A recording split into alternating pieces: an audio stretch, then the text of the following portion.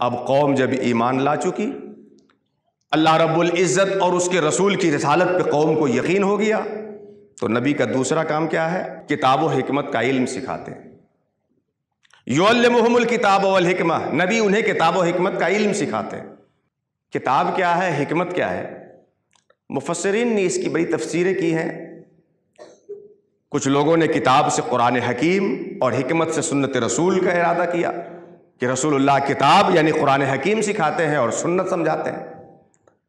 لیکن امام رازی رحمۃ اللہ تعالیٰ علیہ کی تفسیر اس مقام پہ مجھے بے حد پسند آئی۔ امام رازی کہتے ہیں کہ نبی کتاب سکھاتے ہیں یعنی ظاہری احکام شرع سکھاتے ہیں، اور نبی حکمت سکھاتے ہیں یعنی باطنی آداب طریقت سکھاتے ہیں، اور نبی کتاب و حکمت کا علم سکھاتے ہیں یعنی نبی ظاہری احکام شریعت بھی سکھاتے ہیں اور باطنی آداب طریقت بھی سکھاتے ہیں۔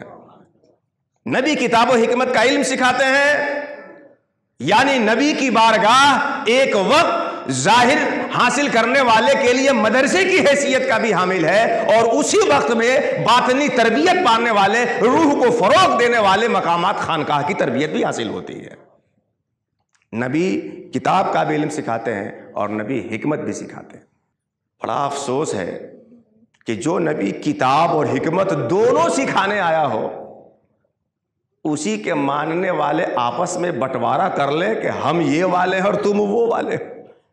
ہمارے نبی تو کتاب و حکمت دونوں کا علم سکھانے آئے تھے، ظاہر و باطن دونوں سنوارنے آئے تھے، مخلوق کی نظر میں اچھا کیسے ہو وہ بھی سکھانے آئے تھے، اور خالق کی بارگاہ میں مقرب کیسے بنے یہ بھی بتانے آئے ہوئے تھے۔